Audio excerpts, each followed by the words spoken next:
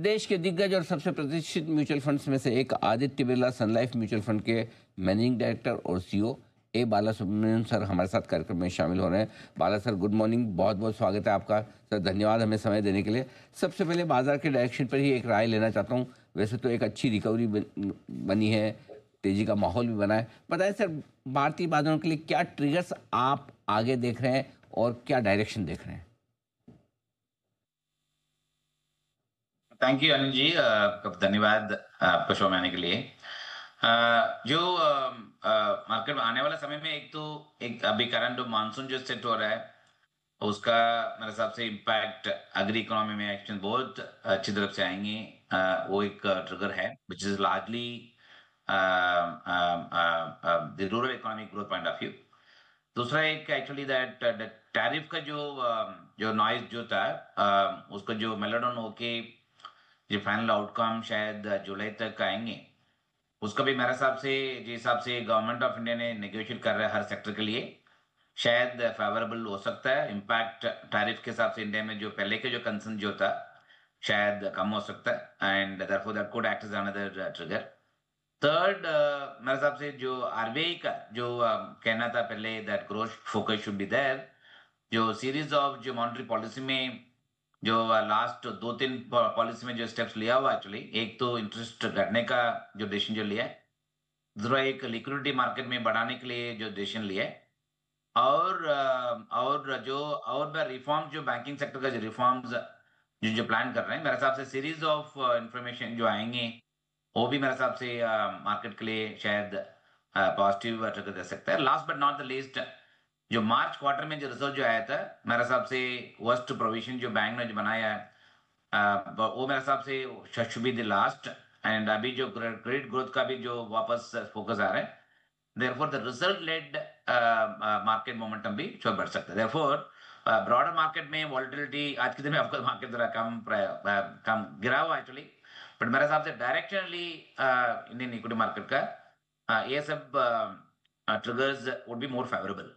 तो तेजी के लिए सारे ट्रिगर्स हैं जो बाला सर ने आपको बताएं कि किस तरह से बाजार आगे मजबूत रह सकता है, लेकिन कोई चैलेंजेस भी है जो आप देखते हैं कि जिसकी वजह से बाजार की स्पीड थोड़ी धीमी पड़ जाए बढ़ने की?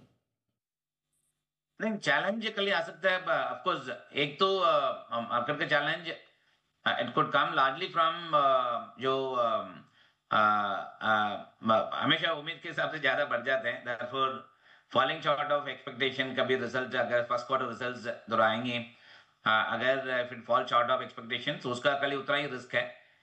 एंड दूसरा जो ग्लोबल वॉलेटिलिटी में I think bond yields globally is rising, US में स्पेशली जो लास्ट 2-3 हफ्ता से जो यूएस बॉन्ड यील्ड्स इतना बढ़ा एक्चुअली, उसका अगर हिसाब से लिंक करके देखते हैं, generally high bond yields equity के लिए अच्छा नहीं है, स्पेशली यूएस इक्विटी के लिए। अगर उसका वजह से थोड़ा इक्विटी मार्केट यूएस में अगर वॉलेटिलिटी हो गया, उसका शायद इम्पैक्ट अपना देश में भी आ सकता हो। इंडिया वुड आउट परफॉर्म, उसमें डाउट नहीं है, but definitely I think high bond yields can not be ignored beyond the point. But India के लिए इम्पैक्ट है ही नहीं एक्चुअली ज्यादा से, क्योंकि इंडिया में I think return RO cost of capital India में is coming down, liquidity is better, interest rate नीचे है मेरे इंडिया में, और अपना कंपनी का बोरोइंग ओवरसीज में करने की कुछ बिल्कुल जरूरी नहीं है, क्योंकि डोमेस्टिक में आपको बोरोइंग मिल जाएगा। But however US bond yields अगर इतना ऊपर में रहते हैं, उसका इम्पैक्ट इक्विटी मार्केट आ सकता है, उसका साथ साथ में ग्लोबल इक्विटी मार्केट में भी थोड़ा रिस्क आ सकता है। ओके, तो थोड़ा असर अगर ग्लोबल इक्विटी मार्केट का पड़े या फिर थोड़ी सी कंपनियों की कमाई कम हो जाए तो फिर मामला मुश्किल बना हो सकता है।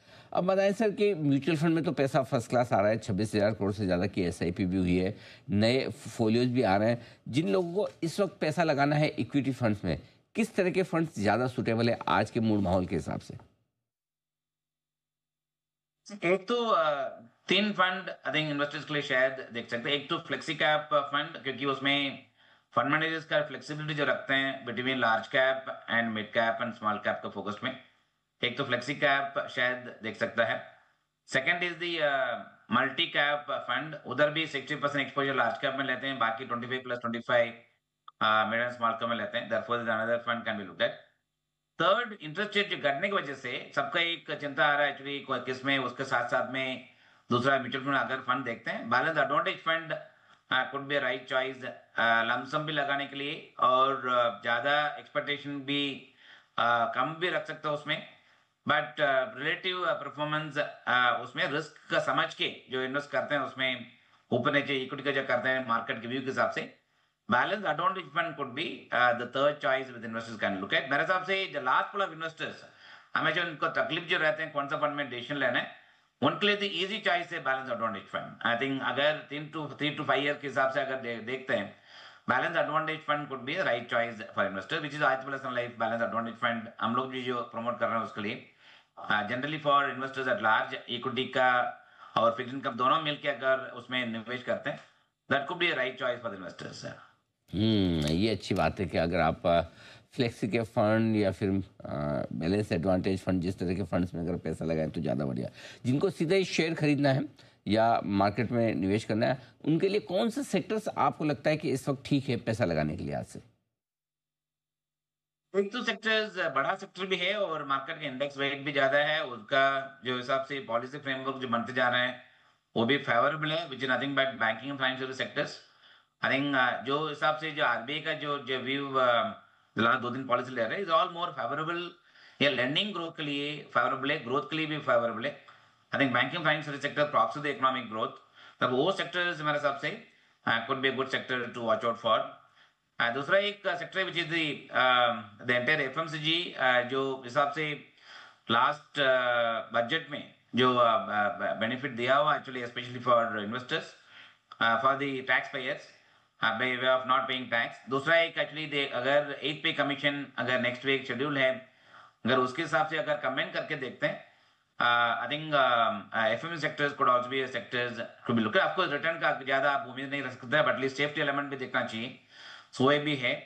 And third of course is the even pharma sectors, long term sustainable भी है, बैलेंस शीट स्ट्रांग है, और बिजनेस भी लेस वॉलेटिलिटी है, so OB I think sectors could have a limited protection downside, at the same time upside धीरे धीरे आते जाएंगे। This is something as sectors even as a fundos we do keep looking at all the times, but all other sectors could be very volatile क्योंकि ये सब cyclical sectors generally is something of timing करना पड़ता है। That's what money managers generally take a call depending upon the emerging situation. Therefore cyclical sectors is something which I would always think that money manager will be better position to take those kind of calls.